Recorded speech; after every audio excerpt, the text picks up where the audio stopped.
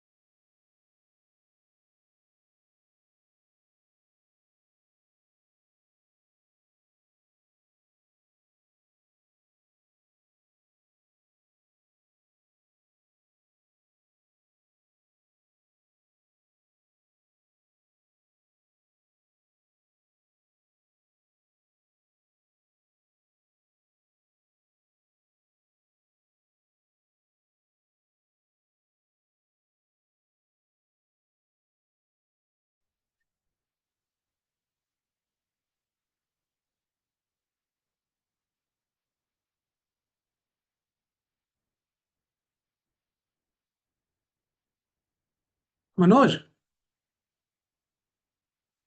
Manoj sir ಒಂದ್ ನಿಮಿಷ on ಮಾಡ್ತಿದ್ದೀನಿ sir. Audible voice sir okay okay just ಕೇಳಲಿಕ್ಕೆ ಅಂತ ಫೋನ್ ಮಾಡಿ Sir, your audio and video both are fine, sir. Okay thank you right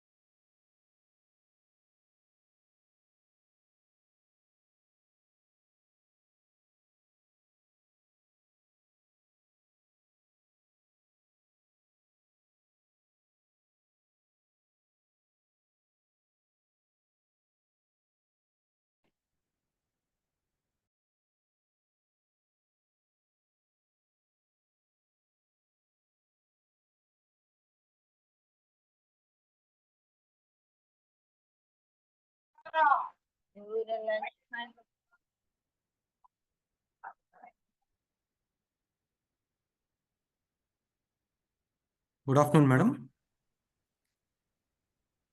Madam, within just 2-3 minutes, let us start the session, madam. Okay, okay. Yes, ma'am.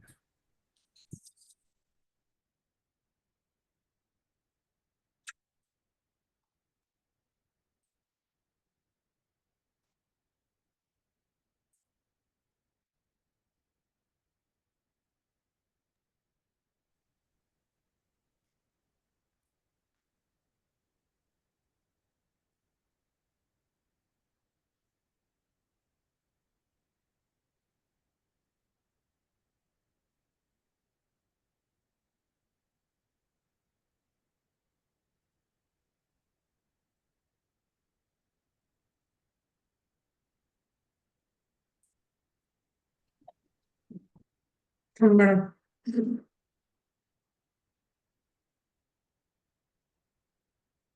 Good afternoon, sir. Sir, good afternoon. Good afternoon, madam. Good afternoon. Morning, you are busy with the meeting, I think. I was there, but ಹೌದಾ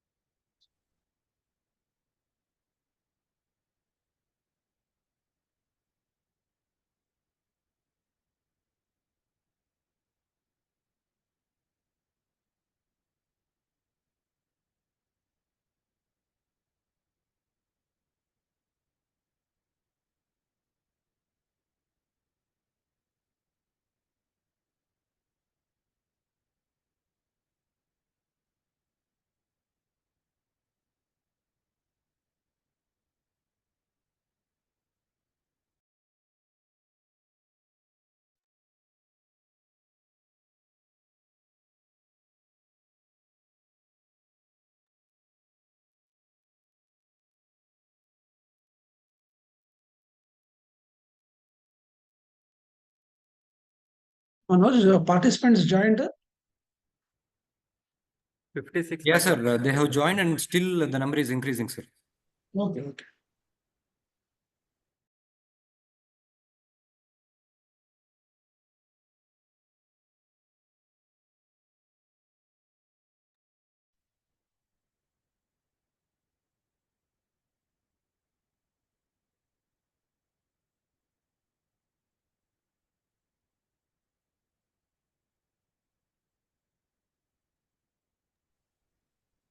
Manoj, is everything right?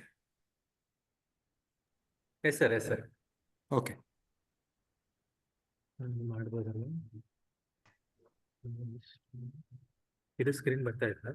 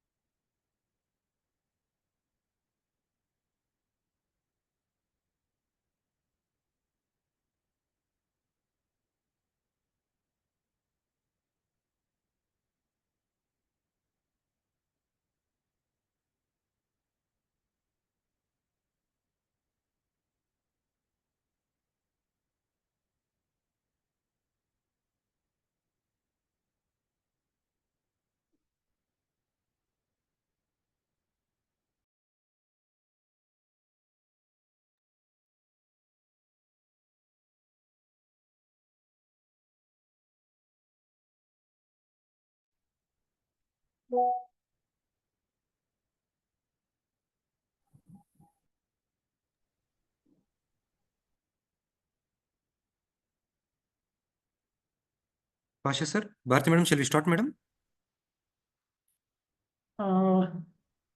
Let us just will just at 77 have joined, no? 77. Yes, sir. Yes, sir. As of now, 77. Let us Yeah. wait for 2 more minutes so that all Yeah, yeah, 2 more join. minutes. Yeah, 2 more minutes. Is it not, madam? We shall wait, sir, another 2. okay. 2 more minutes we will wait. Yeah, because the total number registered are 340, madam. 77 now. 77.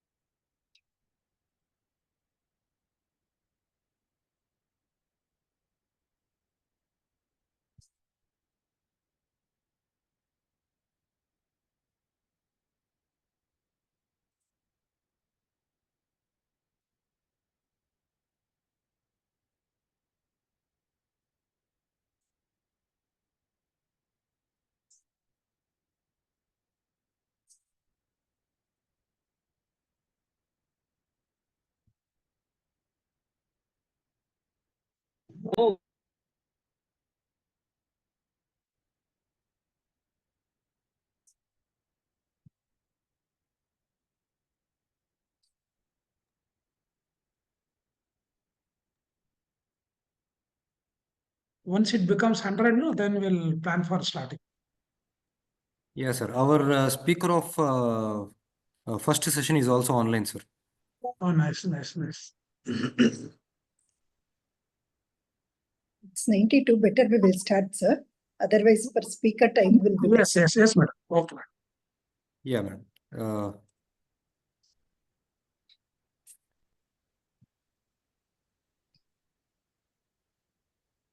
Shall we start, sir? Shall we start, madam? Yes, please. Yeah. Jai Shri Gurudev. A very good afternoon to everyone. Seeking the divine blessings of His Holiness Paramapujya Jagadguru Padma Bhushana Bhairavaikya Sri Sri Sri Dr. Balagangadharnatha Mahaswamiji, I humbly submit my pranams to the lotus feet of 72nd Pontiff of Sri Adi Chunchanagiri Mahasamsthana Math, Paramapujya Jagadguru Sri Sri Sri Dr. Nirmalanandanatha Mahaswamiji. A very good afternoon to everyone present over here. Today, we are here to inaugurate the 2 days international e-conference on emerging trends in pharmaceutical sciences, market to research. This is the need of the hour. Whatever the research we people are doing, either in academics or industry, it is the need of the hour to bring them to the market. And coming to about our university, Adi Chunchanagiri University, was started in the year of 2018 under the guidance of the current pontiff, 72nd pontiff, Paramapujya Jagadguru Nirmalanandanatha Mahaswamiji. We are also NAC A+ accredited in first cycle in the year of 2024. And we do follow many other quality initiatives like NIRF ranking, publications, and student-friendly ecosystem over here. And for today's international conference, we are having 2 scientific sessions. First one is by Professor Dr. Long. He is online now. And the second session is going to be by our Dr. Parasuraman. So with this inaugural address, I would like to request Mr. Manoj Mowli to proceed on. Thank you. Manoj, you are muted. Thank you, sir, for your inaugural address. Now it's my honor to welcome Dr. Bharti DR, Principal, Dean, Faculty of Pharmacy, Sri Adi Chunchanagiri College of Pharmacy, to address the participants. Over to you. Thank you, Manoj. Jai Shri Gurudev. A very good afternoon to one and all. Jai Shri Gurudev. My pranamas to His Holiness Paramapujya Jagadguru Sri Sri Sri Dr. Balagangadharanatha Mahaswamiji and His Holiness Paramapujya Jagadguru Sri Sri Sri Dr. Nirmalanandanatha Mahaswamiji. Sri Adi Chunchanagiri College of Pharmacy started in 1981 with Diploma in Pharmacy course, and today it has 40+ years legacy with many milestones. Academic excellence with B.Pharm, M.Pharm, PharmD and PhD programs. Sri Adi Chunchanagiri College of Pharmacy is into Adi Chunchanagiri University since 2018, which is NAC accredited. Adi Chunchanagiri University, which is established in 2018, is a multi-faculty private university, which is also accredited with NAC A+. Adi Chunchanagiri University main campus is in BG Nagara, Mandya. We have Faculty of Medical and Allied Health Sciences, Faculty of Pharmacy, Faculty of Nursing, Faculty of Engineering, Management and Technology, Faculty of Natural Sciences, Faculty of Humanities and Social Sciences. And Adi Chunchandgiri University as Center of Excellence, ACO Center for Research and Innovation, Adi Chunchandgiri Institute for Molecular Medicine, Center of Research Management and Industrial Linkage, Center for Molecular Pharmaceutics and Advanced Therapeutics. Adi Chunchandgiri University, it has BGS Vignatam South Campus, Nagrur, Bangalore. It is an off-campus where we have one more medical college, physiotherapy and nursing college. And when it comes to Adi Chunchandgiri College of Pharmacy, Shri Adi Chunchandgiri College is NPA accredited and it is into NIRF ranking since 2019.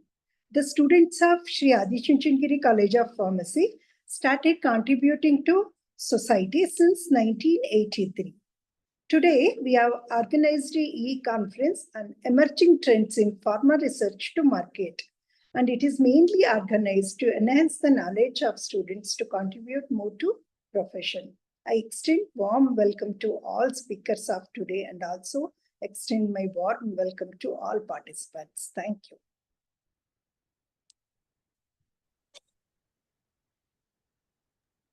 Thank you, ma'am, for your valuable words. Now I would like to welcome Dr. T. Yunus Pasha, sir, Professor, Head of the Department, Pharmaceutical Chemistry, Faculty of Pharmacy, Shri Adi Chunchandgiri College of Pharmacy, to address the gathering. Over to you, sir. Thank you, Manoj. Thank you very much. Jai Shri Gurudev. With the blessings of Swamiji, herewith I am putting a keynote address over the e-conference going to be held for the 2 days, today and tomorrow. Good afternoon to one and all, my distinguished guests, colleagues, researchers, delegates. It is an honor for me to address at this e-conference on emerging trends in pharmaceutical science research to market. The landscape of drug development has been evolving at a rapid pace, and we are witnessing an exciting and transformative time in the field. As we gather to explore the journey from research to market, we must acknowledge the many forces that are shaping the future of pharmaceutical sciences, like quality, design-oriented products, and process development environment. Today and tomorrow, we will be discussing some of the most groundbreaking trends that are influencing our pharmaceutical field, focusing on how innovation in research is paving the way of faster. At this 2 days e-conference, our speakers going to deliver on following topics like addressing antimicrobial resistance through regulatory policies, artificial intelligence and machine learning and drug discovery, health economic analysis in hospitalized stroke patients, and the last one is the clinical research and emerging trends and quality. One of the most prominent trends today is the rise of precision medicine. This approach is based on tailoring treatments to individual genetic profiles, ensuring that the patient receives therapies most likely to work for them. Artificial intelligence and machine learning accelerating the drug discovery.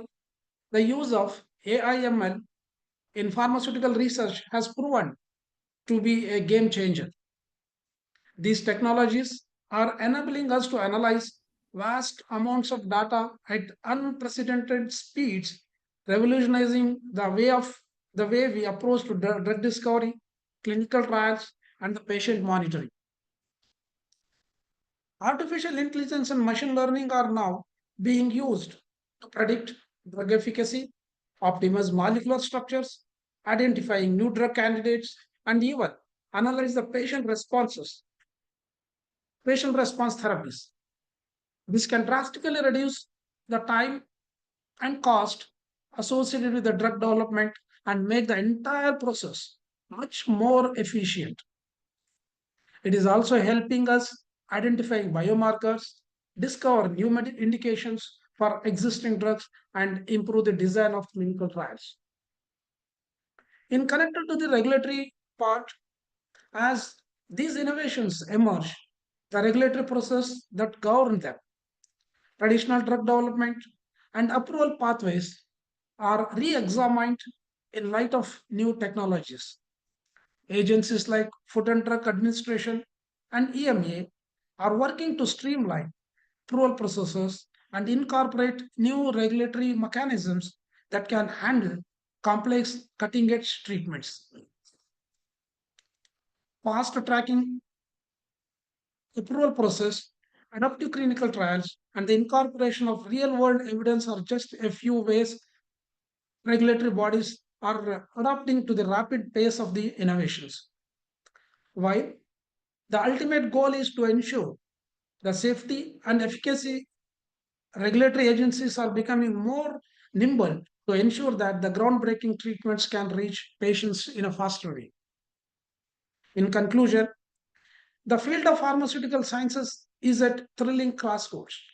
The trends which are outlined in the today's keynote, like AI, regulatory flexibility, and more, represent the future of healthcare. One that promises to be a more precise, more accessible, and more effective than ever before. As we continue to innovate, let us not forget that our ultimate goal is to improve the lives of patients around the world. The journey from research to market is not just about advancing the sciences, it is about making a tangible, positive impact on human health. Thank you for your attention, my dear delegates and all the participants, and I look forward to engaging with all of you over the course of these conferences as we explore the future of pharmaceutical sciences together. Thank you, one and all. Thank you, sir, for briefing about today's e-conference. Now, I request Dr. Enduri Suvarna ma'am to introduce our esteemed speaker, Professor Dr. Long, sir. Thank you, Mr. Manoj. Jai Shri Gurudev. Good afternoon to all. I am Dr. Suvarna, Associate Professor from Department of Pharmaceutical Chemistry and Analysis. And it's my honor to introduce our first speaker of today's session, Professor Long Chiu Ming. And Professor Long have more than 17 years of academic research and industrial experience, so have any number of funded and commercialization projects. And Sir was awarded with 2024 Top Research Sciences Malaysia Award from the Academy Sciences Malaysia.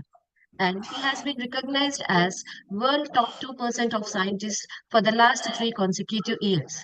And served as Deputy Dean for Quest International University, Head of Lab and Commercialization KPJUC, and Research Coordinator for Faculty of Pharmacy UiTM and Master of Clinical Pharmacy Modules Convener at University of Tasmania. And he also acted as research consultant for South Foundation Singapore and PhD scholar at University of Bath, England. And Professor Long has acted as International Advisory Board of SRM College of Pharmacy, SRM Institute of Science and Technology. WGB Malaysia and Renfrew Health. And Professor Long has supervised more than 65 research projects and 18 postgraduate research students. And also guided 6 PhD scholars and 8 MSc research students. And he is having more than 12,000 citations and has H-index of 58 and has a total of 368 Scopus Index articles. And Professor Long is currently serving as Associate Editor, BMC Health Services Research and Frontiers in Pharmacology and Managing Editor of Malaysian Journal of Pharmacy. And Professor Long is Parliamentary Appointed Advisor on Tobacco Product Control and Public Health Bill and co-chair of the Policy Committee, International Pharmaceutical Federation. So with this brief introduction, I would like to invite our today's speaker, Professor Long Chiu Ming, to start the session. Thank you, sir.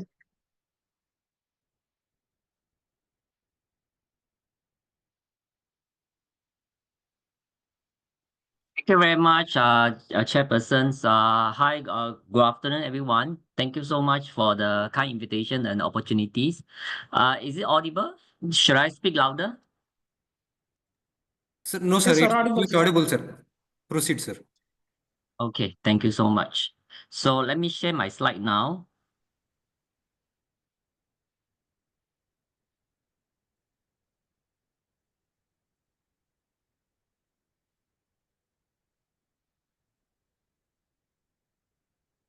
Okay, so thanks everyone for giving me this opportunity again. So for the next 40 minutes, I'm going through with you this particular topics, which is very important, very close to my heart, and also is one of the prime public health issues that everyone should be taking notes. Okay, is addressing the antimicrobial resistance through regulatory policies.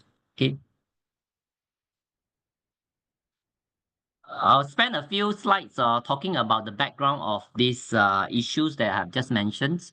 So according to the WHO, the antimicrobial resistance, especially for the listed bacteria, for example, E. coli, Klebsiella pneumonia, Staphylococcus aureus, Streptococcus pneumonia, and so on and so forth, is growing, especially, for example, if you see Klebsiella pneumonia, third generation cephalosporin and carbapenem have been shown resistance or not effective against this particular bacteria strain. Okay.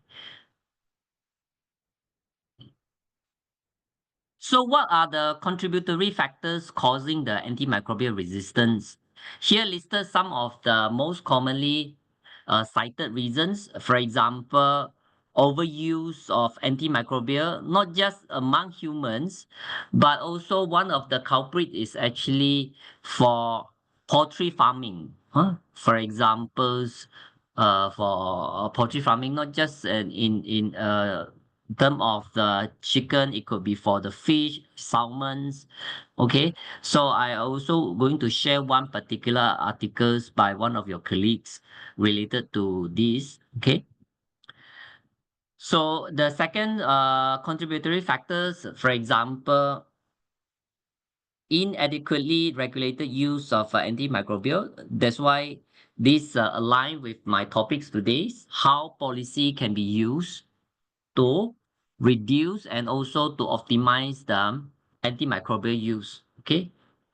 So some of my examples following slides also going to discuss how poor infection preventions and control in healthcare settings should be improved to reduce antimicrobial resistance. Okay.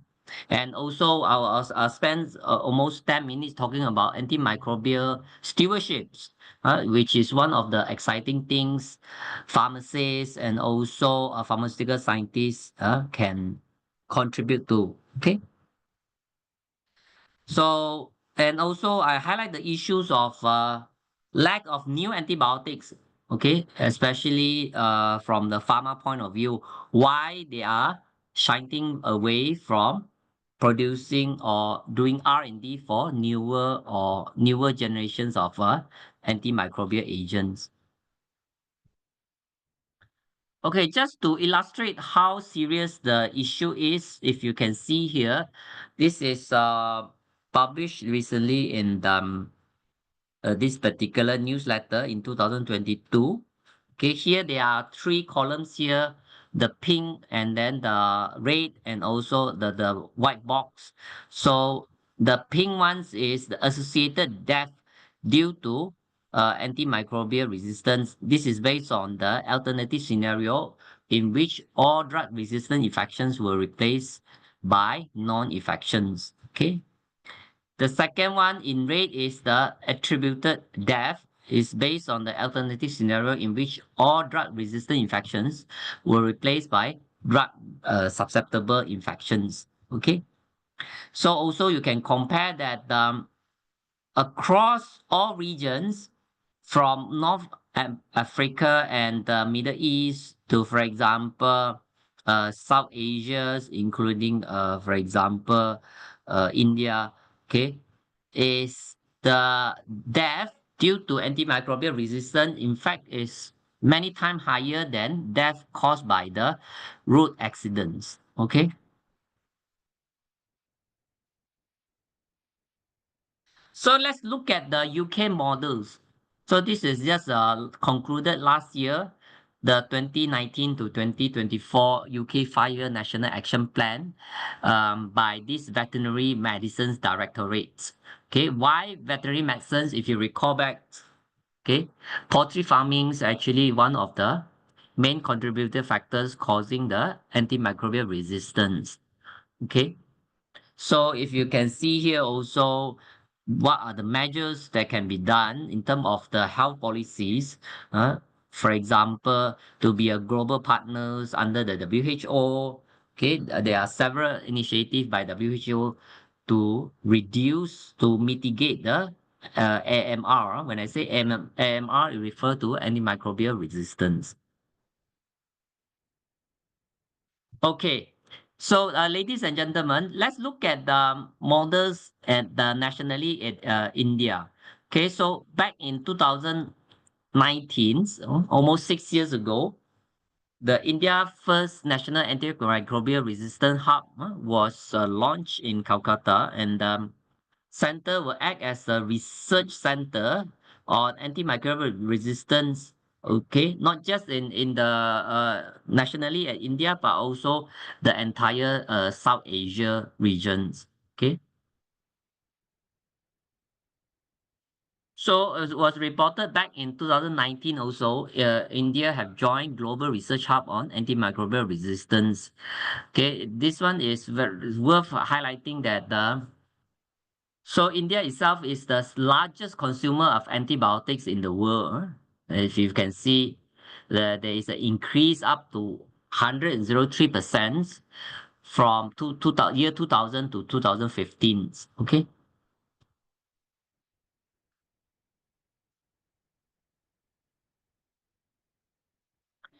So moving on, the following slide, I would like to illustrate the India National Action Plan for Antimicrobial Resistance. So it was released in 2017 by the Union Ministry of Health and Family Welfare. So what are the objectives of the National Action Plan? So to include improving awareness, enhancing surveillance measures, strengthening the infections prevention and control, R&D, okay, promoting investment and collaborative activity to control AMR. So all these activities are very relevant to us as a pharmacist, okay.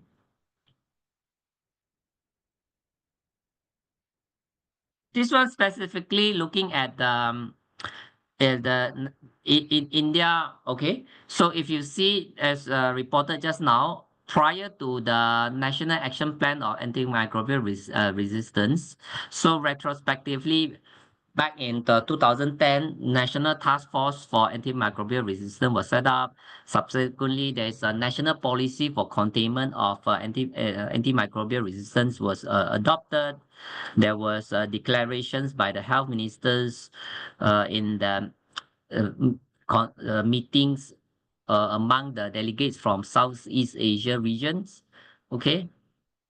So what are the 6 strategic priorities under the National Action Plans, specifically for India? Number 1, awareness and understanding. Number 2, knowledge and evidence. Number 3, infections preventions and control. Number 4, optimize the use of antimicrobial agents. And also innovation and R&D is very important to produce or to come up with new antimicrobial agents. Okay, number 6, leadership, not just at the national level, it's also state level and also international level. So following, I'll discuss a few development at the state level within the India country. So if you can see here, the guideline for developing state action plan for containment of antimicrobial resistance is reported in this particular reports. Okay. So in this particular sense, each states within the India have to develop the state actions plan for AMR involving stakeholders from various departments. So we need a concerted effort from all parties, not just from the health ministries, Ministry of Education, Ministry of Environment. Okay.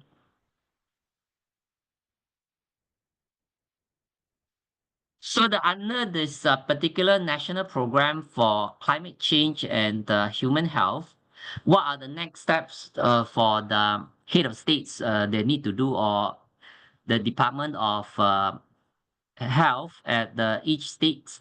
So listed are 5 particular strategies. First one is to map the MR stakeholder in the state so that each one will pull their weights, okay, to reduce the antimicrobial resistance. Okay, compile the background documents, okay, and then the AMR and its containment in each state. Organize the workshops to develop state action plan as mentioned just now. Establish governance mechanism for AMR containment in the states, and then the implementations of a state action plan. Okay. So if you recall back what I mentioned just now, okay, one of the culprit or one of the contributing factors causing the antimicrobial resistance is in fact poultry farming. Okay, so here as was done by the colleagues in-house at your universities, so under the College of Pharmacy. This one was published back in 2016. So let's highlight the conclusions of the studies. Yeah. Okay.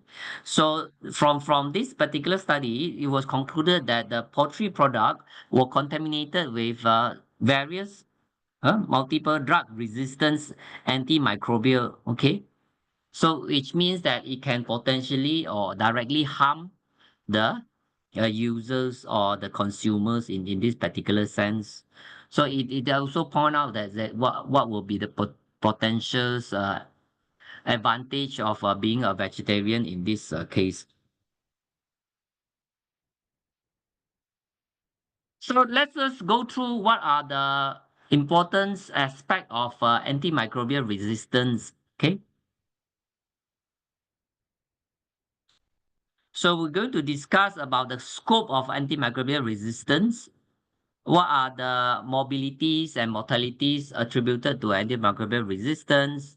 What are the factors leading to antimicrobial resistance? So this one everyone should know. The mechanisms of antimicrobial resistance seems quite easy, but then is also give us all the healthcare professionals big headache in how to contain it. Okay. So as I mentioned, there are several contributing factors. One of which will be massive use of antibiotics for the past many years.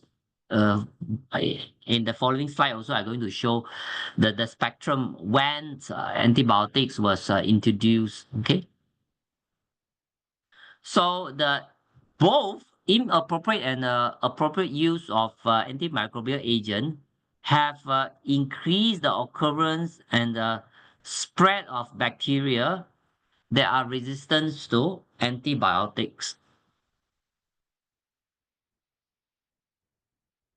So essentially, according to WHO, antimicrobial resistance can be defined as the ability of bacteria to protect themselves against the effect of an antibiotic or antimicrobial agents. Okay. So as we know, the structures and also genomes of bacteria is relatively simple and also give an advantage in terms of duplicating and also surviving in harsh or changing environment. Okay. Let's say, for example, if you put your food in the normal temperatures, within like after a few hours, especially under the hot weather, okay, your food will go off, isn't it? Because of the growth of bacteria causing. Okay, so uh, That's why how this antimicrobial resistance can be can be actually indirectly or directly caused by antimicrobial use. Let's go through the following examples. Yeah. Okay. So when there is populations of susceptible or bacteria in this case, okay, or often there are there are certain percentage of bacteria that already develop resistance. Okay.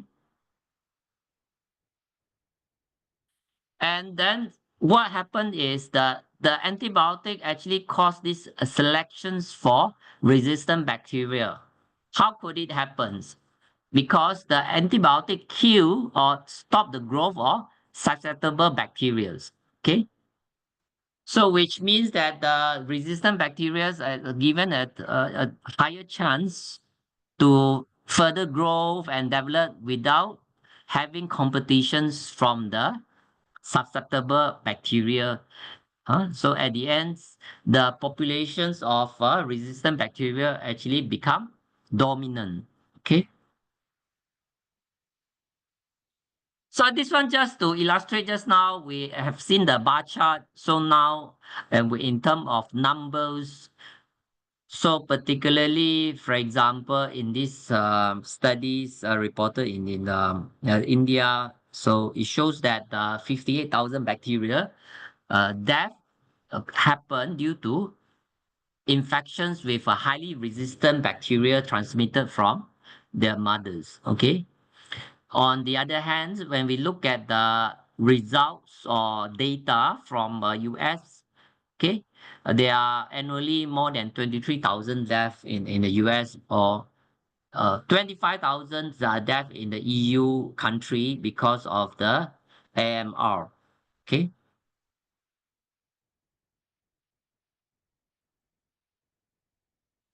How did we end up here? How actually the antibiotic resistance can cause a global public health concerns.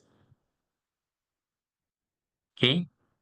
So as we know, just to summarize what we have mentioned just now, inappropriate or appropriate use of antibacterials in both human and animals, okay, which is how in poultry farming it was used to increase growth of farm animals, and also sometimes it was routinely used as a prophylaxis from preventing them getting infections or ills, okay. So all these things will cause the selection and maintenance of resistance just now, as illustrated in that figure above. So what happened was the resistant bacteria can spread easily also through the genome, okay, and then the simple genome that bacteria having, yeah, okay.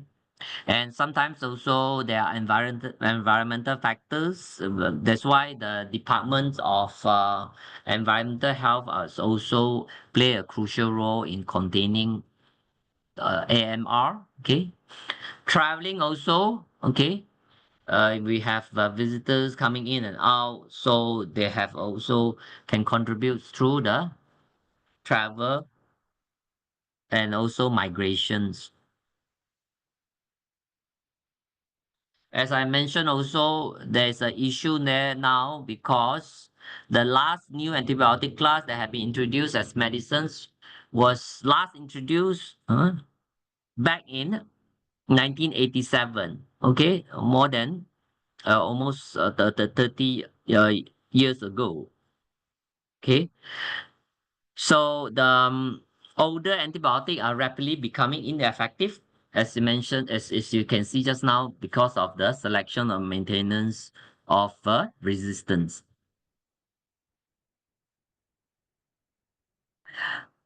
So I'm sure the pharmacy students are very familiar with all these pharma companies. Okay, they are the one who mainly provide funding to for the R&D of drug development in the and also drug discovery. But then sadly, on pharma company like for example J&J, BMS, Bayer, Eli Lilly, AstraZeneca, Novartis. They have one by one decided to exit the antibiotic R&D because they find it that that doesn't is not the most profitable area, and then the shift into, for example, cancer research. Okay.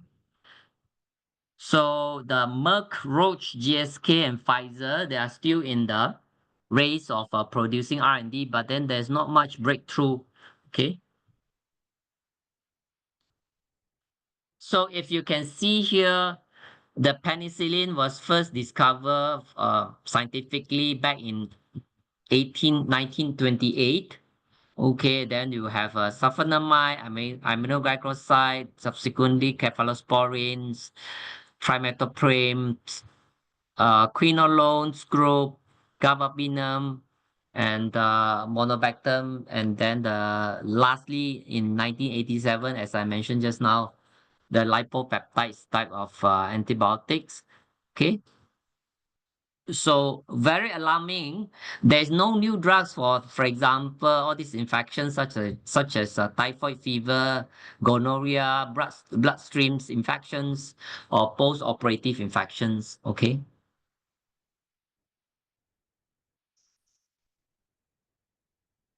Okay, I would like to share some of the case studies and also global example, okay, related to how policies can be applied to address or to mitigate the AMR.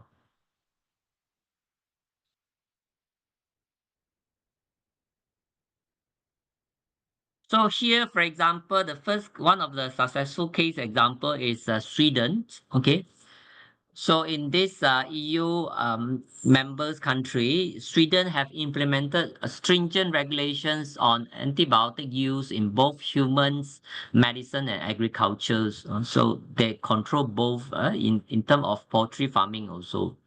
Okay. So they have implemented very strict antimicrobial stewardships and also public awareness campaign.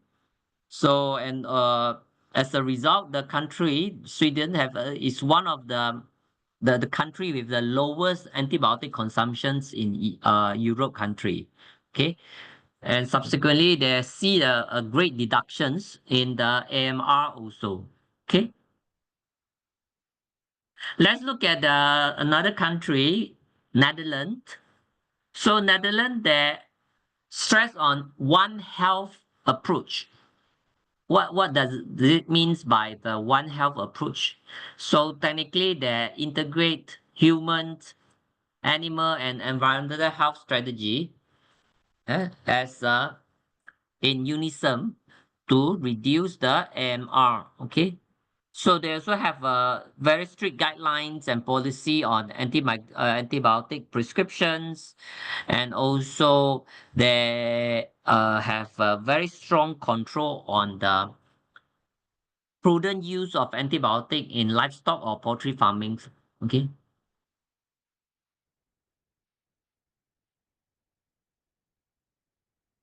So here listed three best practices that have been proven successful by Sweden and Netherlands.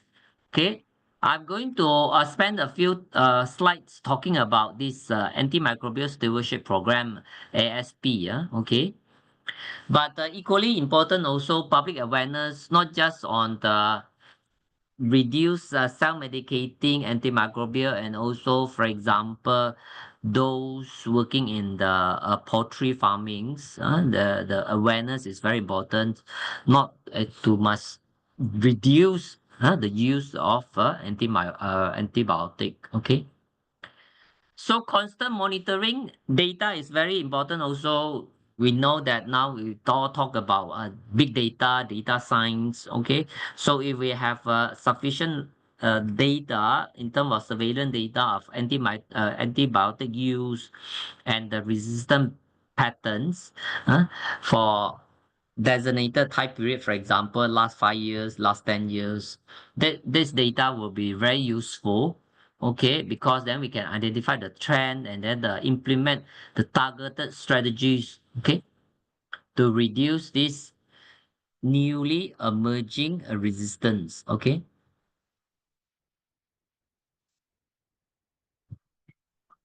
So moving on also, one of the strategy is to have this comparative analysis of policy impact across regions. Okay, policy is there. It must be fully enforced. And then after enforced, then we also need to compare. For examples, in this particular country, why it is more useful. Okay, here, for example, in Netherlands, okay, they have the One Health policies that look at how antibiotic is reduced is in human and veterinary medicines, and then how this data can be then used as a benchmark by other country. Okay, as mentioned just now, there are three strategies: antimicrobial stewardship, public awareness, and also surveillance. Okay, so let's go in further detail about antimicrobial stewardship.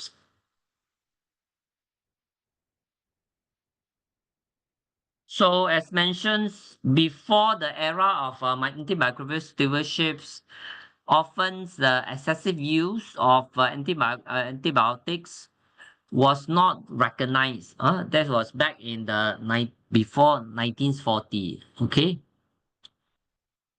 So why? Because whenever there is a new antibiotic, remember this is in 1940s. Whenever there is new antibiotic, the physician would like to try them. Okay. And then the the pharma company, they will send their sales representative for detailing and promoting these new antibiotics so that the physicians or prescriber will start prescribing them more. Okay, so there is a huge conflict of interest there because pharma company, they're trying to push the sales by giving a lot of incentive for the prescribing of different new antimicrobial agents. So if you see from the statistic, it's very shocking because, for example, a child during that time could receive 10 to 20 courses of antibiotic before the age of 18. Okay, and also in terms of microbiome studies, they found out that those one or multiple doses of antibiotic, okay, can also cause some damaging effect to our gut microflora. Okay, and they also they have link epidemiology studies that link that overuse of antibiotic can contribute to obesity, diabetes mellitus, irritable bowel disease, allergy, and asthma. Okay. So there's even more this researcher called Martin Blazer published in the Nature in 2011 have mentioned that proposed that there is a permanent changes to our protective flora that could have more serious consequences caused by the antimicrobial resistance. Okay. So the other terms that was being used are previous terms used before the terms officially coined as antimicrobial stewardship is antimicrobial management or control program, which is somewhat give the connotations of restrictive and also authoritative. But the stewardship is actually why it's being chosen because it gives definitions of optimal selections of the dosage, duration of antimicrobial treatments that could result in the best clinical outcomes for the treatments or preventions of infections. Okay, and also when as a clinical pharmacist, always we look at the efficacies and also safety and apart from the cost. Okay, So we want to minimize the toxicity to the patients, okay? And obviously, one of the important factor will be to reduce the antimicrobial resistance. So in short, as I mentioned just now, very important to maximize the patient safety by reducing, for example, the adverse drug reactions, okay, to reduce the resistance, okay, subsequently, it can increase the efficacy of the antibiotic use and also to reduce cost. Obviously, when we look at warded patients, hospitalized patients, okay, when they are having antimicrobial resistance, the hospitalizations have to be prolonged and it does actually increase the hospitalization cost, okay?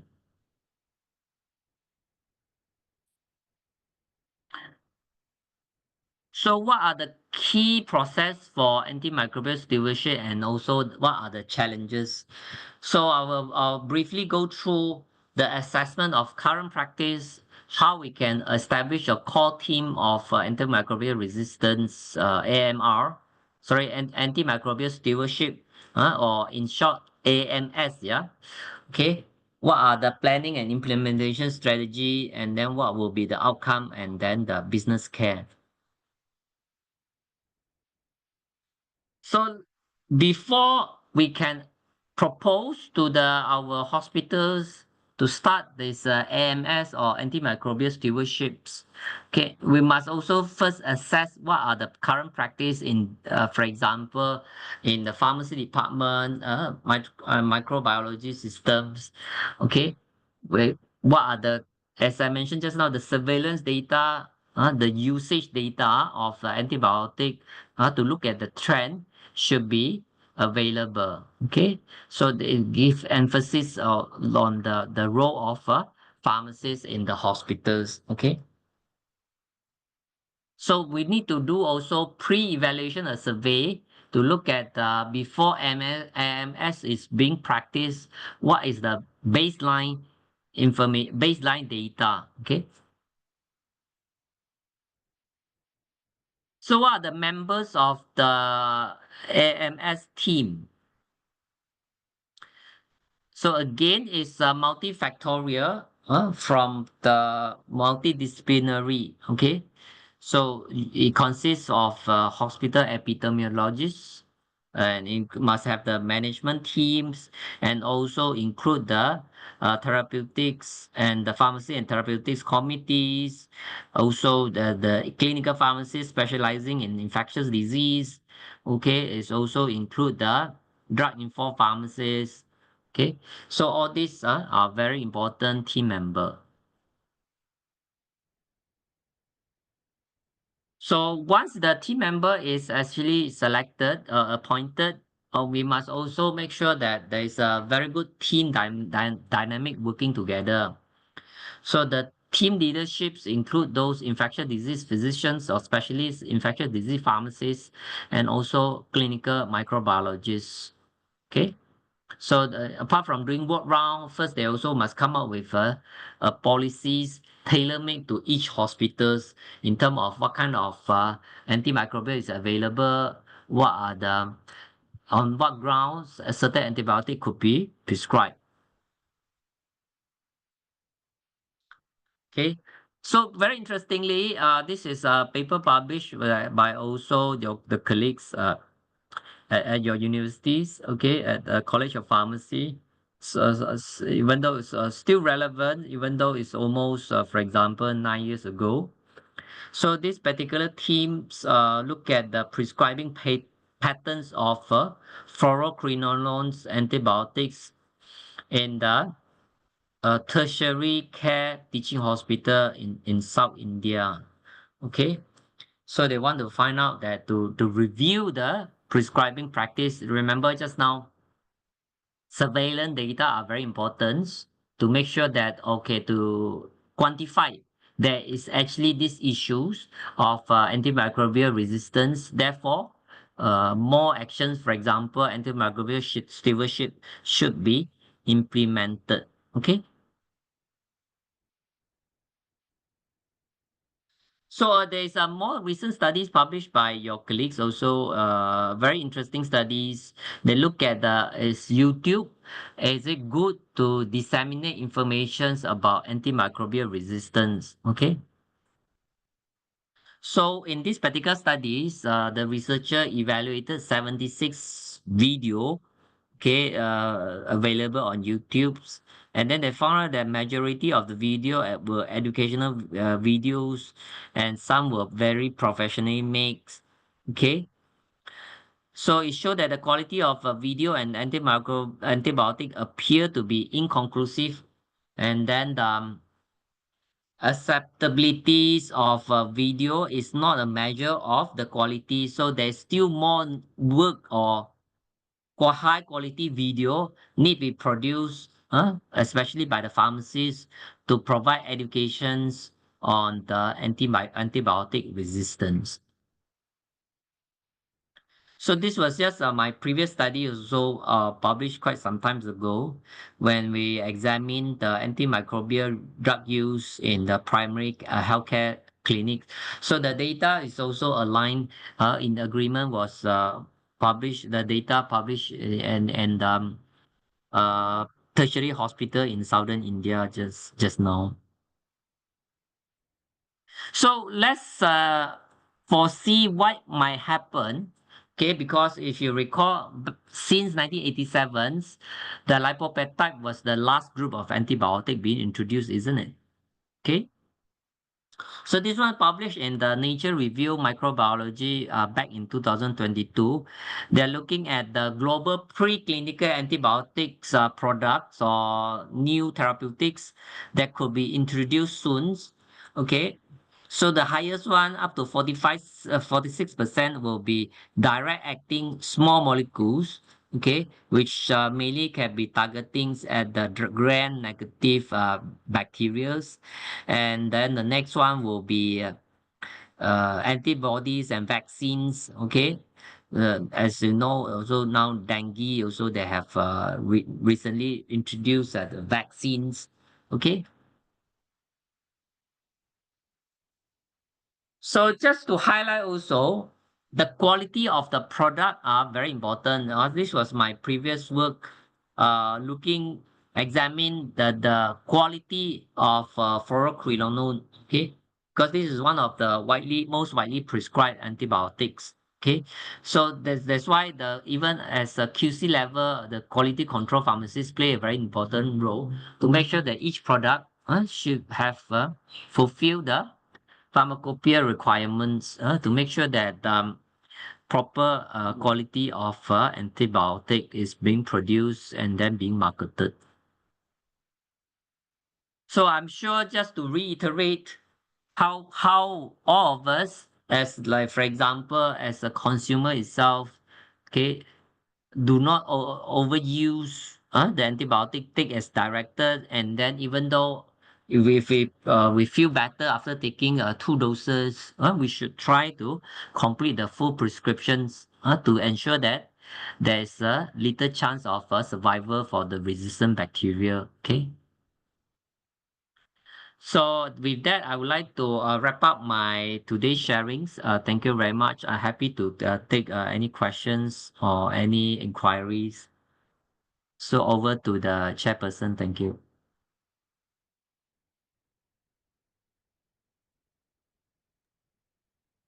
Dear participants, if you have any questions, please drop the questions in chat box.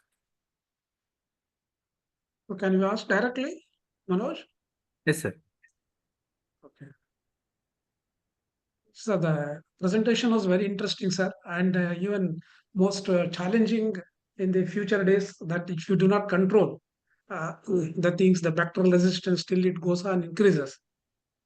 And the more interesting thing, to 2 or 3 part articles which have been published, two Yeah. are from our college only, from our institute only, sir.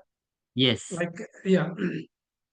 And one thing I wanted to know in our presentation, that Europe has got the lowest antibiotic consumption.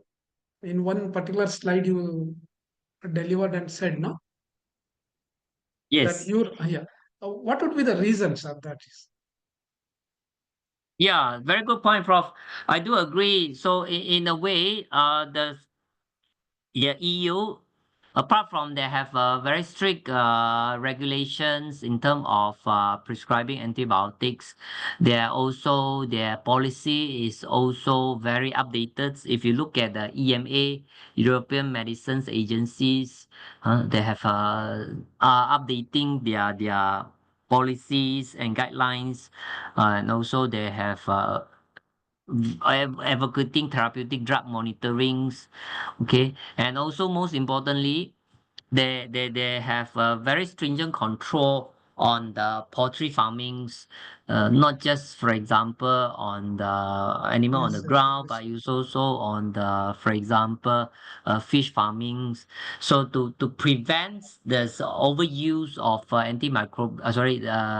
antibiotics that can remain in the food chain. Yeah. So sometimes Correct. if let's say also sometimes I myself after taking some for example chicken, I will develop this, for example, itchiness or redness is because actually the excessive antibiotics or residual antibiotic, or it could be steroid, or it could be hormones, or injected to the chicken. So that's one of the main reason. So then also Prof, you also pointed out very important reason is they spend a lot of effort in surveillance. So they have a lot of updated data.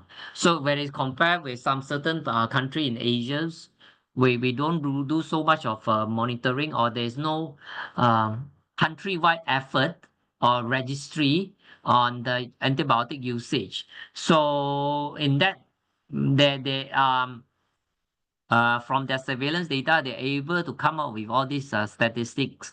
Yeah. So in Yes, hindsight, sir. it's good to have more based on the, for example stated under the state's action plans to have all these things considered. Yeah. Yes, yes, sir. Thank you. Right, sir. I agree. Thank you very much, sir. Thank you. Sir, one more question is there from Sagir Ahmad. We should go for the natural substitute of antimicrobial drug. Yeah, I do agree. So it's coming back to basics. Okay, make sure that all of us has sufficient very robust immune systems, and also natural product. That's why you will see that compounding pharmacy is coming back, because it is can be individualized in terms of, for example, the dosage. You don't have to really rely on the commercial products. Okay, so you can also use different natural product, which quite a number of pharmaceutical antibiotics was actually derived or actually produced from, for example, plants. Yeah. Yeah, topic very close to me because I was working as the clinical pharmacist also when I was in working in the hospitals, and then also I was involved in the antimicrobial stewardship teams, and I really see that, for example, in front of my eyes, like patients are having resistance, that you are giving all the top antibiotic ready, but still patients having a fever, not recovering, have to be intubated, and this is very alarming. So that's give very deep impact to myself. Yeah.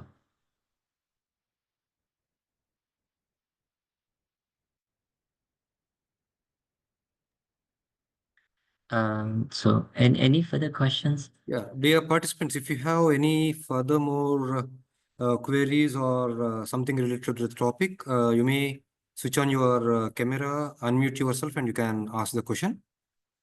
If not, you can even chat in the chat box.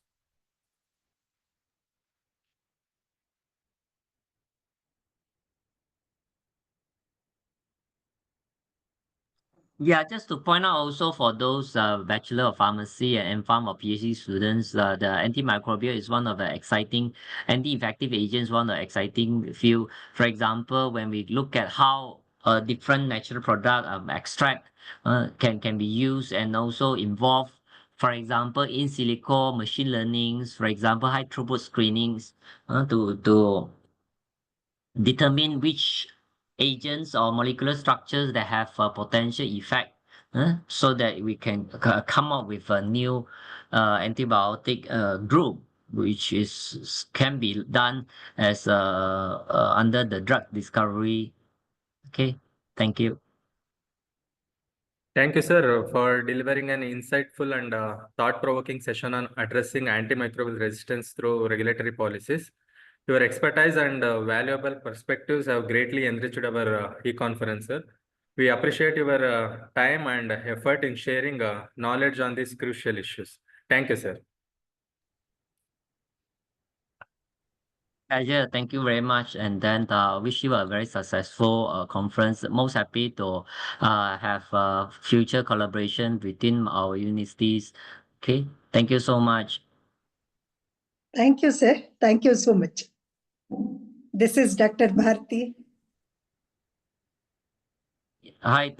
Thanks, Dr. Bharati. Yeah. Yes. Most welcome to have collaboration between your students and also our lecturers. Yeah. Yes, sir. We will get connected, sir. Thank you. Thank you so Thank you so much.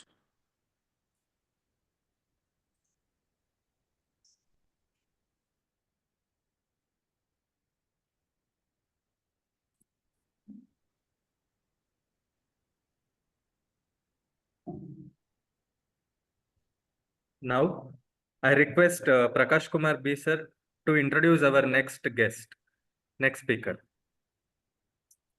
Just a second, Manoj Modi. Maybe I think our speaker is not yet online. Yes, sir. Just give 2 minutes of time. Just give 2 minutes of time. He will come online, then we can start the session. Okay, sir. Okay.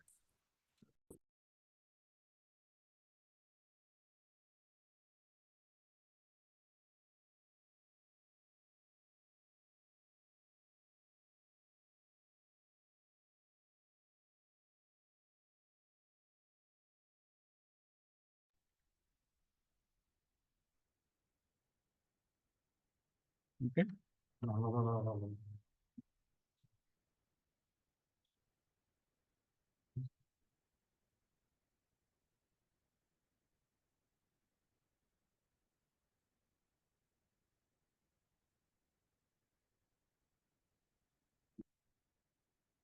Yeah, good afternoon, one and all. This is Prakash.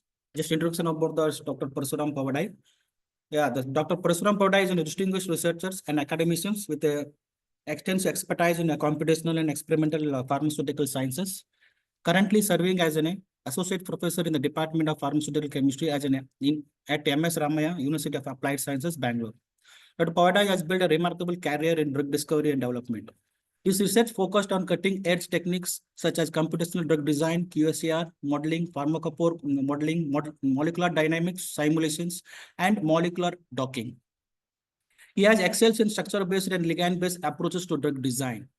His work also extends to organic synthesis, density functional theory, and theoretical analysis of chemical reactivity and molecular bonding interactions. Dr. Parasuraman has a strong inclination towards the interdisciplinary research, evident from his contributions to synthetic medicinal chemistries, phytochemical isolations, and pharmacological screening of both natural and synthetic compounds. His research spans a variety of therapeutic areas like cancers, Alzheimer's disease, infectious disease, and inflammatory disorders. With over 100 publications in high-impact journals indexed in Scopus and SCI, Dr. Pavadai has made a significant contributions to the pharmaceuticals and medicinal chemistries.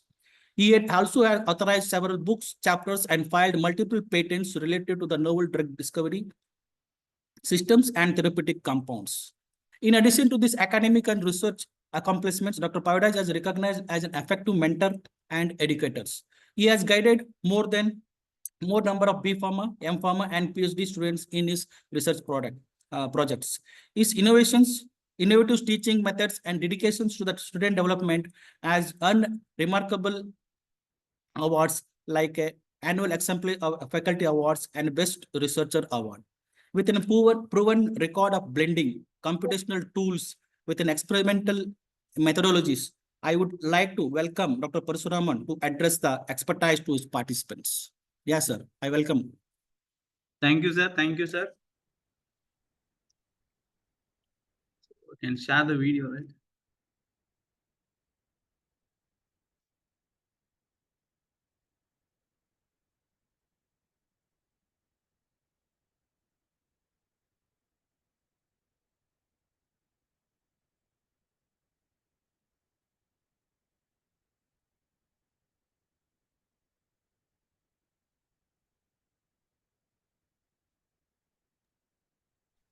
Slides are visible, sir? Yeah, we can see your slides, sir. Please proceed. Yes, thank you. So good afternoon, one and all. So I'll be discussing few things about artificial intelligence, machine learning, and drug discovery, and I'll try to explain a case study how we have worked, how we have took the study from the what do we call bench to bench top studies with the computational studies and other things, and I'll be discussing those things also.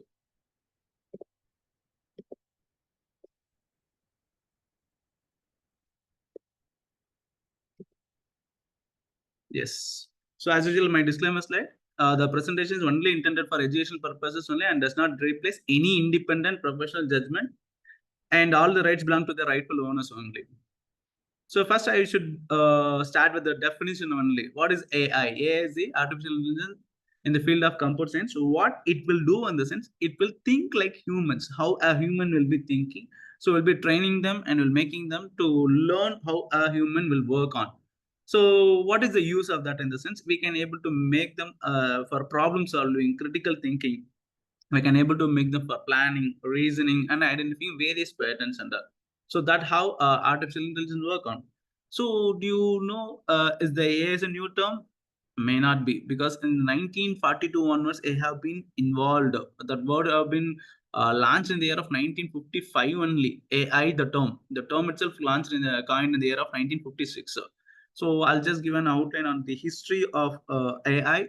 So during the World War II, they had designed Alan Turing for decoding the messages. So the Bombay machine was invented because they'll be communicating from one end to other end. That they want to decode. For that, they started a Bombay mission in the year of 1942. And then the same Alan Turing tested the machine in the 1950. Then in the conference, which was held in 1955 and 56, so they turned the they coined the term AI. The father of AI is John McCarthy. So in the year of 1955. And then industrial revolution of robot started in the year of 1961. And then first chatbot, Melissa, now we are using chat GPT, right? Or else what do we call Hey Siri or Amazon things, so many things are no. That was invented in the year of 1964 itself. So later in 1995, the Alice, the chatbot was invented. Then 97, they trained the system or a computer program to play a chess or play a game. So what happened there was the machine have won against the man. So Deep Blue, and he is the world champion. So such kind of development was brought to breakthrough in the year of 1997. And then they try to give the emotional things. So like that, they have invented the what we call robot called as Kismet in the year of 1998. It is emotionally equipped robot. You might have seen some old what we call Rajinikanth movie, City Robot. So that was invented in the year of 1998 only. Then in 2002, the vacuum cleaning robot came, and then voice recognition like Hey Siri and other things came in 2008. So Jan Parady in the year of 2011, I have made. And AMP, the first AI music composer, was invented in the year of 2017. Then now what we are using, Chat GPT, Generative Pre-trained Transformer, OpenAI. This was launched in the year of 2018. And now though you know very well, so many AI tools have been involved and working in the thing. So everywhere AI came. So to replace ChatGPT, as you are aware, the DeepSeek was launched by Chinese people. So they are also working with those things. So everywhere AI plays a major role in not only one field, it plays a major role in many fields. So what is the application of AI in the pharma sector? So faster and better diagnosis, because many diseases where we lack in the sense like diagnosis point of view. and the two highly complicated disease, we can't able to make it out. An example, by seeing an MRI scan, doctor has to identify what type of disease he has to the person is or the patient is going through. For the diagnosis process, it will be better because early diagnosis will help us in treatment and curing also. So for such kind of process, it is used. And clinical trial process optimization, drug development places, patient monitoring and care, and fixing the dose, and then recognize the depression stage. So precision health in the risk assessment, recruitment for clinical trials, manufacturing process optimization, and business intelligence. These are the various major sectors where AI plays a role in pharmacy field. So what is the advantages of AI? So more powerful and more useful computers. So as the data we can collate one place, we can able to get easily. And the new and improved interfaces. So according to our needs, we can able to modify the things so that it will be easy for access. Solving new problems. So solving new problems, already in any place or somewhere else, someone might have crossed through that kind of situation. That will be recorded and kept. So that if you raise a question to the program, like I'm facing so and so, how to solve, that time it will give a proper solutions. Advantages of AI. And then better handling of information. So better handling of information in the sense, like if you see the hospitals, we have medical records, medical treatment, patient history, everything will be handwritten only. From that, we can't able to get a data. But if you start to computerize all the data, it will be pulled in one place so that it will be helpful in handling the information, sir.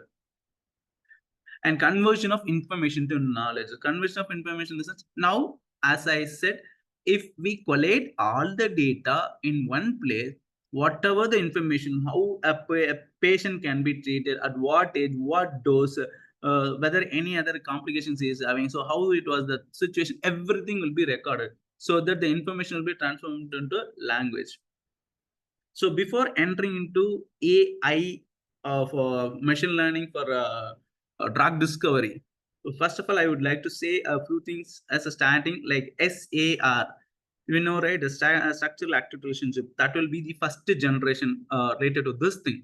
And then the next one is QSAR, that is the second generation. And now machine learning is the third generation. So how these things will differ in this? SAR will give you the outline of at which position, what type of function group should be present. If it is electron donor, if it is an electron acceptor, or a bulkiness group, either a 5-member ring is required. So like that, we have studied the SAR. But in the point of QSAR, what we did is at what quantity it should be present, how much amount of this parameter, this property has to be present. That we have to work out and we have to identify. So this property, that property, like that, they will be called as descriptors. 1D descriptor, 2D descriptor, 3D descriptor, like that. But in QSR, what do we call the applications is you can able to predict the activity or toxicity of a particular compound at what dosing level it will work on. But the disadvantages, it will be calculated or the equation can be generated for only one type of scaffolds. There is no multi-scaffolds, and that's the issue with the QSR. So how to overcome in this? The next level is the machine learning model.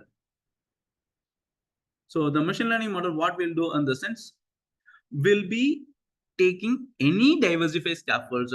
For an example, one disease or one target, where in QSR I have to take only with the benzimidazole derivative, and then I have to generate the equation for the benzimidazole. But here in ML, what happens in the sense, I can take any number of diversified scaffolds, maybe benzimidazole, maybe purine, maybe coumarin, or cinolin, whatever the drug molecules. I can take n number of molecules to test my what do we call? I can able to create a model. And moreover, the advantage over here is you can take n number of parameters. But in QSR, it will be considering 2 to 3 parameters. That because to generate an equation, it will be tough. Maximum some will go up to 4 parameters. With that only they'll try to generate the equation. But in ML, it will go beyond the limit. You can able to take n number of parameters, and then you can able to work out. So first I'll be giving an introduction about the ML. So machine learning in the field of science or field of computer science, what it does, it will make the computers capable of automatically learning. It will make the computers to learn automatically from the experience.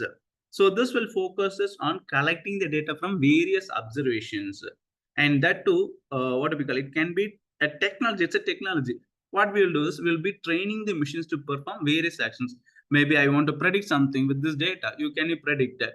Can you able to recommend suggestions? Can you able to estimate based on the existing data or the data which have fed it to the machines? So it should behave like a human beings. It should behave how I'll think, more than better quality. It should think and it should work on. So there are three major key aspects in machine learning. One is task. The task is which one we want to work on, and experience, then performance. So the task, in the sense, it's a problem which we have to solve. So which area I'm interested to work on. So that will be the first one is task.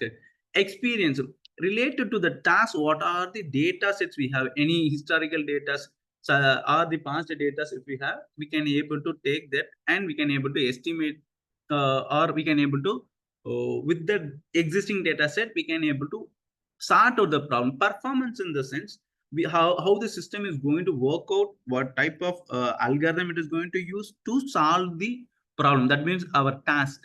So this is the three major key aspects. One is task, another one is experience, performance. Task means which problem we are or which area we are going to work on. Experience means what are the past history or past existing literatures related to that. And performance is how I'm going to solve the issue, what type of outcome I'll get, those things. So what is the techniques involved in machine learning? So machine learning is majorly involved with four major categories. One is supervised learning, unsupervised learning, reinforcement learning, and semi-supervised learning. These are the four major types or techniques involved in machine learning models. So if you take the supervised learning.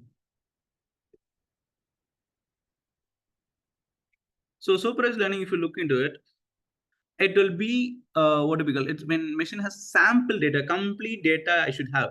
What type of input I need, what the same way output data will also have a correct label. Example, this is pen, this is apple, this is like that I should give the data. If I have a jumbled data, that will give the proper clear output. So correct labels are used to check the correctness of the model using some labels and tags. So supervised learning, if you look now, it helps to predict the future events with the help of past experience. So here what we have to do is we have to take all the data sets, we have to train them, and then only we have to introduce the predictions so that it can able to easily find the work. So example here, this is the labeled data and this is the labels. So already this is tomato, this is carrot, this is bell pepper, like that it will know. So once it is trained, once it is trained, it will be predicted. Now if I give me test data set, it will predict automatically. This is carrot, this is bell pepper, this is tomato, like that. It is called a supervised learning. Already existing data where my labeled data will be present and labels also will be present. So unsupervised learning, this is some input samples will be present while output is unknown. We can't able to know the output, and this is not always provide a correct output because we are not going to find out with the exact labels. So that's why this one. So unsupervised learning, where it can be used in the sense where we doesn't have any methodology, any data set. So somewhere I should find some inference, some spark or some lead I want in the sense.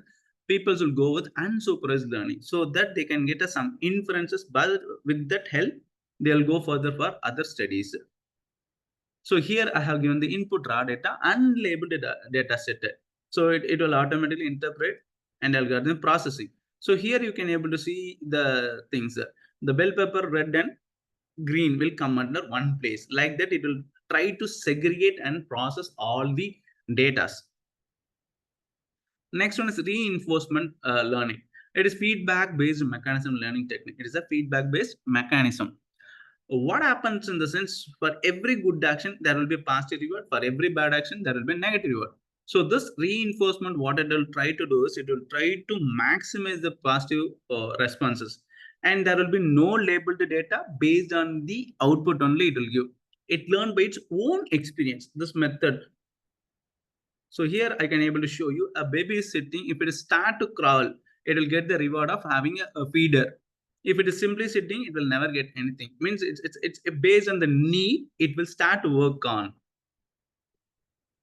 So semi-supervised learning is the combination of what do we call intermediate between supervised and unsupervised learning data. So this will be performed, what do we call, it generally contains unlabeled data also it will contain. And moreover, it will reduces the machine learning time labels. So semi-supervised learning helps the data scientists to overcome the drawback of supervised and unsupervised learning. So it's in between both the supervised and semi-supervised learning model, unsupervised model. So example is input and partial data. If I have, this will be the presence. So machine learning model, if I try to give the apple photo, means it will say it is an apple. Like that, it will connect between supervised algorithm and unsupervised algorithm. So what are the various ML models? The above which I said are method techniques. What are the model present? Neural network is my first one. So what it will do is it will how the human brain works, neural networks, how our neurons are present, how the connecting nodes are present. The same way here also this will work in such a way models. So designing, control, inspection, diagnosing, forecasting, language translation, speech recognition, image creation, all are under neural networks. So this is based on neural network models. And the next network model is decision tree. Based on the inputs, it will start to decide. So it will be used both in predicting the values as well as classifying the data set. If it is a weather, what I can able to do. If it is rainy, what I have to do. If it is sunny and warm, what I have to do. If it is sunny, whether I am busy or free. If I am free, what? Busy means what? So like that, it will be keep classifying the data set and it will easily for validate and audit. So this is the decision tree model. So next one is the random forest model. It is a updated version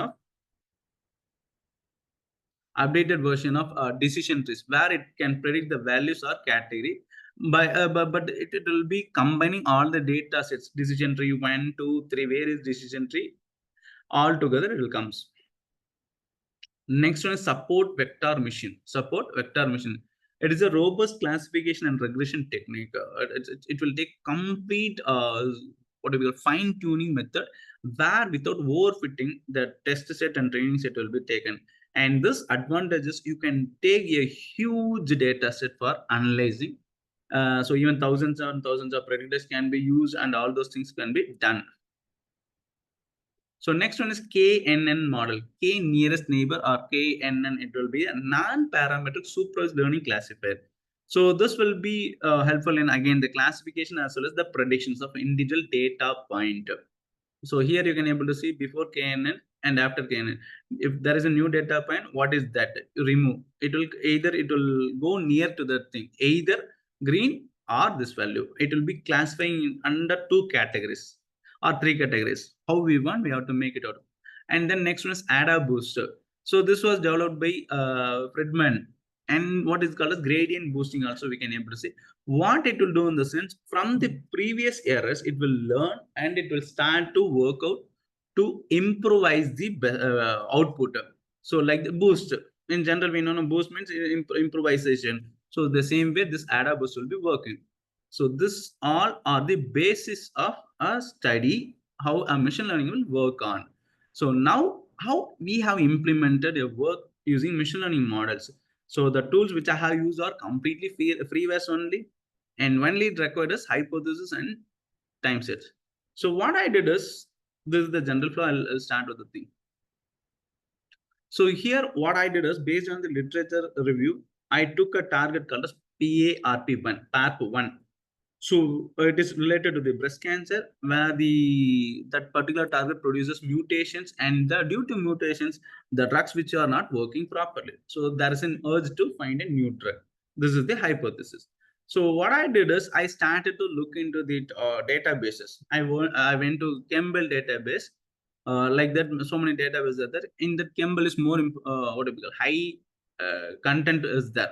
So I went over the database and I tried to find out what do we call till today for PARP 1, whatever the compounds have been tested and reported. It is not to be the FDA approved. No, not like that. This database will have complete data set of any individual which the paper is published in a reputed journal. They will extract the data from the published journals and they will make the data set. Like it will be having thousands of compounds which are potent, non-potent. Either it may be active or inactive, whatever the thing may be, but it will try to produce the data set. So that how I'll be collecting. So from here, I have searched for the disease target and I have collected a data set. So that data set will have so many things.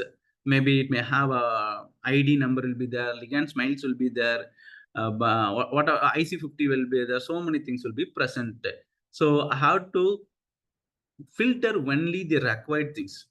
So what I did is I have selected only the compound smileys as well as their IC50 value. And then I went to filtering the raw data set to remove the duplicates because the same compounds might be repeated. I have highlighted here. So those two compounds have been repeated. So that's why I'll be removing the second option. Which are the score, best score that have been reported, that score I'll retain. The worst score I'll remove. So that how it will go on. So next one is what I'll do. I have to convert my chemical structures into one single file. Why? Because I need to generate the descriptors. As I said, the properties. Those properties are more important. That's why I have to convert those. For that, I'll be using a tool called as Discovery Studio, where this Discovery Studio visualizer is free. You can go apply in the website. It will be you can able to download freely. So from this folder, I can convert them into single compound. Or I can able to convert them into the structures, whichever the format I need, I can able to make it out.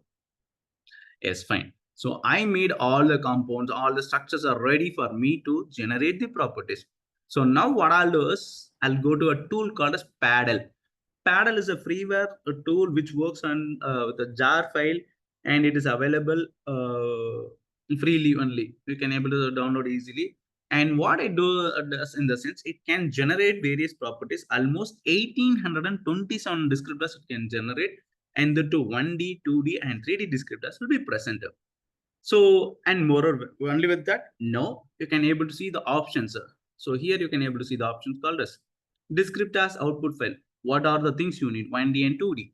Fingerprint analysis if you want to remove the salt or detect the aromaticity. You can able to purify the ligand structures also.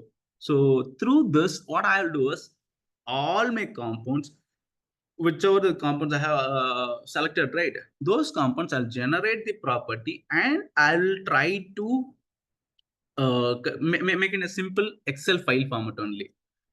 So this how I'll be getting the data: compound 1, compound 2, compound 3. Like that, this is the data which I'll get after running under Paddle. So this 1827 descriptors I said, right, where all the descriptors won't be same. I should remove certain data sets where in case some will be empty, because this descriptors in the sense, like if a structure is having nitrogen means it will give value. All the compounds won't have nitrogen. So such kind of data sets will be there. Such kind of properties, such kind of descriptors will be present, where I should remove all those things. So once I have removed all those things, that is called as filtering process or pre-process of the data sets. Once I done, I have to convert my IC50 value, because in the previous slide, in the slide I showed, right? So IC50 is there. This IC50, I should convert them into PIC50 value, predicted IC50 value or log IC50 value. What does that means in the sense? Why we have to convert it? So the nearness will give you the best result. Example, log 10 is 1, log 100 is 2. The difference if you see within these two means only one number, only one. But in case of our normal number, 10 and 100, 90 is the difference. So that we'll always try to convert the scores into predicted IC50 or log IC50 value. And my data set is ready. Compound 1, what is that log IC50 value? Then their properties and parameters will be present. So now I'll be, these are the various work which I have to do before starting ML work. I need the raw data sets. That how I'll be doing. So once it is done, I'll be going to a tool called as Orange tool, ORANGT, Orange tool. It's a data mining tool which is available free for where you can able to work with the Windows platform. You can work with the Linux platform. You can work with the Mac also. So this how the interface will look into it, where it will have various widgets you can able to get. So this widgets will be like you can able to see what I can call as data. Data means file, CSV file import means comma separator, Excel file, data sets, SQL table, data table, what are the things you can possible. It will be available in the data. So once it is done, transform. Sometimes data will be given in what we call column, vertical to horizontal. Such kind of things will be there. Arrangement will be required. Such kind of will be option. Then visualize how the numbers which we are given, how we want to look into it. Either I want to look in the tree viewer or a linear plot or bar plot, what are the things I can able to choose from those things. And then the most important thing is model. As previously I had discussed it, what are neural network and tree model for random for such kind of thing. So those algorithms will be present here. Which type of model I want to work on, I can choose from here. In case if I don't have idea, I can choose all the models to run for the data sets which I have. And then I'll be going to evaluate. Once I have done the what do we call model have been generated, even though what are the thing, I need to see the results. I need to evaluate that. I need to predict that. So for that, there will be an option called as evaluate. From the test score and predictions, confusion matrix, ROC analysis will be there. So all these things you can able to see in this end. This will be in the left side. All the widgets will be present. So here you can able to use the virtual flows. Example of workflow will be there. In that help will be there. In that help example workflows will be there. You can able to see so many things. If you want to work with the principal component analysis, if you want a feature ranking, if you want cross validation, if you want have so many things will be present where it will give you a simple idea to work on. So many things. As I said, right, it is the general model development. So first one is feature selections. Why? What is the feature selection in this end? As I have selected almost 1800 plus descriptors, all 1800 doesn't going to make a value. So in that, which are the properties correlating with the activity? So that I can able to get it from the feature selection model. File, impute, rank, and save data. So file impute in the sense, this is a place what it will try to do in the sense, it will correlate the values of properties with the biological activity. Based on that, it will try to give you a best output. Like these are the descriptors which is having a major pivotal role in producing the biological activity. Like that it will give, and then it will rank.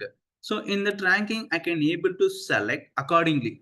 If I want to go with only 5 or 10 or 50, how many number of properties I need, I can able to take it out from that. So here you can able to see, I have just given an example. Best rank 5 means it will highlight the 5 and give that univariate analysis regression it will do, and it will give. You can see the score 46, 37, 37, 35. Like that slowly it will get down. So once it is ranked, I can save them as a 5 or 10 or 50. So here I have gone with the 50 top 50 properties because I have selected 1800 descriptors now. So I need to go with this method. So once it is done, my job is done almost. So now here I'm going to work with the ML workflow. What I'll do, I'll be taking all the data. I'll be going to transform. I'm going to visualize, model, and evaluate, which I said during the first slide of Orange. So there, just you can drag and drop, just connect us. These are the simple way you can work it out, just connections only. So file. In this file, what I will upload in the sense, the top 50 properties with the IC50 value and compound 1, 2, 3 names such as that only I'll give. And from this column, I'll be connecting. Means with the data, I need to generate a model. I don't have idea which model I need. I may get the result. Either random forest may give better value or neural. I don't have any idea. So that I'll try to evaluate my compound with all kind of models. Maybe gradient boosting, maybe neural network, maybe random forest, maybe tree, maybe SVM. maybe KNN. All those things will be present, and I'll try to work on with these things. So once this is done, you can able to see the test score. Once it is done, test score and test and score will be present. This test and score will give you the output for random forest. What is the R square value? For tree, what is R square value? Mean square error, mean absolute error, all the values will be given in this result. I can see them as a scatter plot. I can save them as a data. I can see them as a data and save them as a data. This how I will be developing a model. So how to evaluate in the model in the sense, now the output will be in such a way. KNN model, MSC, mean square error, root mean square error, mean absolute error, R square value. So from this, if I look into it, for my tree model, I got best fit, that is 0.917. As we are aware that general equation, R square should be nearby 1. So in this comparison, my compounds or my data set, KNN is not that much good, or SVM or random forest or neural network gradient boosting. Nothing is better. First, far better is tree model. Next to that is random forest. So now I conclude this tree model is better for me. So over. So what I have to do next is I need to check for my compounds, or else maybe I may have a data set. I have generated a model data set or machine learning data set is ready. So the same way for my test compounds, what might be the test compounds? Example, my test compounds, either it may be a FDA approved drug data set. If I'm going to work with the repurposing, no, I'm not interested to repurpose, means I can go with the natural product databases, because n number of databases are available. Maybe you might be interested with one particular derivative, flavonoids, alkaloids, or terpenoids, saponins, anything. That way you can able to work on. Or if you are much interested with the synthetic, means if you have designed the compounds, you can able to check. Or else various databases like Zinc is there, Campbell is there, NCBA is there, so many databases are there. So from there also you can download the drug-like chemicals and you can check. How to check those things? Whether your compound, what score it will get. So for that, what I'll be doing is, I'll be taking the same compounds, I'll be preparing, what do we call, I'll be running with the paddle. After running with the paddle, I'll try to find out the properties. And whatever the properties I have uploaded, top 50 properties, right? The same 50 property as an Excel sheet I'll upload, and I'll connect the network. Tree model, I'll connect. Means I just in general I have connected with all those things. So now I'm working with the methods. So CSV import. So in this import, it will try to work out with all the connections and the data set. Finally, the data table will be ready. So what it will give in the sense, it will give you the predicted IC50 value for your new compounds. At what nanomolar range, what micromolar range it will work out. Example, this is the compound where my tree model is best. So I should work with the tree model only. I'll be taking only tree model scores. This is for a trial and error I have selected for all. Tree model. This will be the value which I got as a PIC50 value. So this PIC50 value, I'll be converting it to normal log value, so that when the normal log value is ready, what I'll do is, I'll be filtering those top 100, or else I can keep 5 nanomolar, 10 nanomolar, 20 nanomolar, 15 nanomolar. So what are the compounds present within that, I'll be taking further for the study. So further, what I'll be doing is, I'll be taking them to molecular docking studies. So from that, as I said, Spark 1. So to that Spark 1, I'll be doing a molecular docking studies. From the docking studies, I'll come to know which are the compounds having better binding affinity to the active packet. Not only the score I will be looking at, I will be looking into active packet binding, whether it are bound to the key amino acid or just simply bound to some other thing. That is also more important. Many people will fail in that. Simply they may say, I got -10, -9, -8, but I'm not getting the results in the in vitro, because your compound or the structure have not bound to the right amino acid. So for that, you have to cross verify properly. So one that is done, you have to carry out molecular dynamic simulations. So once you have done the molecular dynamic simulations, so it will give you a proper clarity like how a drug stability is with the selected protein. So that protein, whether it is better or not, whether it can able to retain with the active packet or not, and what will be the strength, how long it can interact with that amino acids. All those things can be predicted. So from that, what you can able to do is you can select the drug, you can go further. So based on this study, what we have done is we got a drug called as fulvic acid, a natural product. So that fulvic acid, what we did is we went for as usual, we undergone with all those property like a machine learning model, and then further process, MD are done. Then finally we went for in vitro studies, MCF7 cell line. So the results produced a beautiful way. So that we further continue to in vivo studies.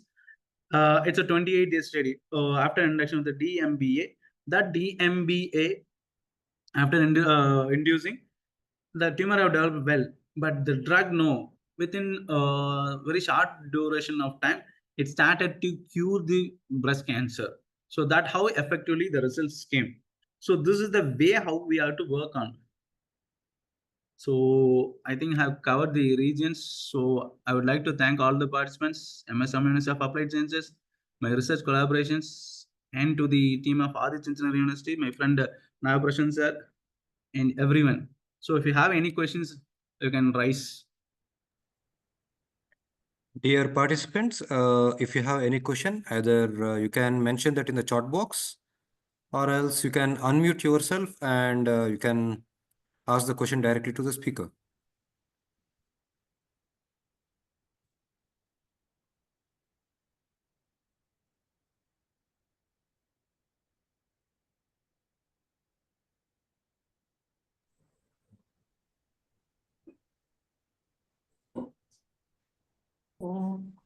Virtually, can you calculate that IC50 value of the design derivative, sir? Sir, good afternoon, sir. Yes, sir. Virtually, by IC50 values can be calculated of the designed molecules. Yes, sir. Yes, sir. We can predict the IC50 value. By which software that we can be No, calculated that? no. That's what I said, right? You can able to go with either QSER model or else like AI ML model. So Okay, now okay. what we have done is we have done selected the untested compounds with that already existing data is there, right? There we generated the model. If a compound with this property, if it is having, it can produce a biological activity at this nanomolar range. Like that, we can able to predict. Yes, yes, yes. Right. And Yes. one more in continuation to Pasha sir, how Sir. accuracy we may have with that Accuracy predicted values. 90% only accuracy we can say, because as it's a machine learning model, and as you increase the large data set, that will give you a better result, because it can explore, the system or the software can explore various options, this property, that property, so how it can able to interact or how it can able to produce the biological activity. In such a way, it can able to get it. And moreover, you know that R square value we can get up to 0.9 only. Either if you go with analytical method or if you go with the computation method, what are the things? That R square, if you try to get the best out of the best in the sense, then the accuracy can increase. Increased. Thank you, sir. Thank you. Prabhat Kumar Sahu sir, you are about to ask something. Please unmute yourself and ask, sir.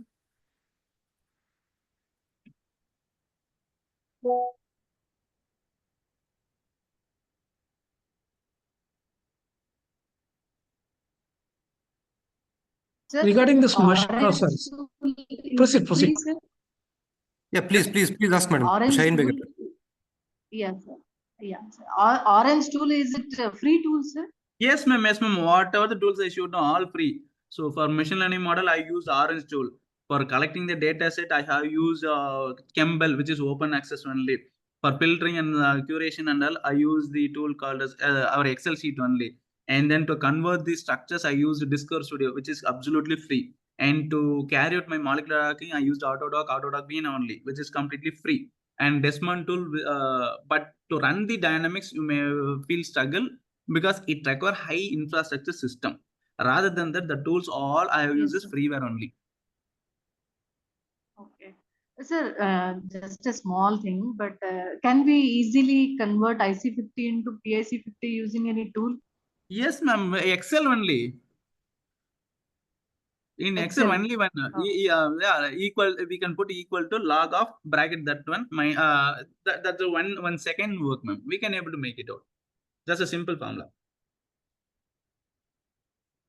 Thank you so much. Thank you. Parshravan sir, one more doubt was there in the chat box. Let me try to read out. Sir. How does AI predict a drug's effectiveness and safety early in the development? Yes. So as I said, QSAR will be working in the domain of only particular derivatives where it can go out. That's the limitation. But ML, it will take all kind of derivatives. Maybe I may have various scaffolds. Purine derivative may be there, pyrimidine derivative may be there, benzoyl. So that it can able to correlate the properties in a proper way, because those compounds have showed activity or doesn't show the activity. We are taking all this into consideration, so that whatever the compound which we try to identify through ML, it will be far better in comparison to the regular traditional method that I can give. Second, safety in the drug development. Safety, as usual, as we are working with the computers, 50% we can say. As you have a pharmacodynamic only we can able to predict, but pharmacokinetic property, whatever we predict through softwares, maybe PKCSM is a tool which we can use, Swiss ADM is the tool, and tox predictor is the tool. So such kind of tools are there to identify the toxicity. But even though the problem will be once you start to administer, then only the real picture comes to into the scenario. Maybe 50% it can pass, 50% it can fail. So that's the thing, sir. But we can able to predict in a better way in comparison to the traditional methods. Yeah. Okay, sir. Dear participants, do you have any more questions? Our speaker is ready to answer them. Either you can mention that in the chat box, or else you can unmute yourself and you can ask.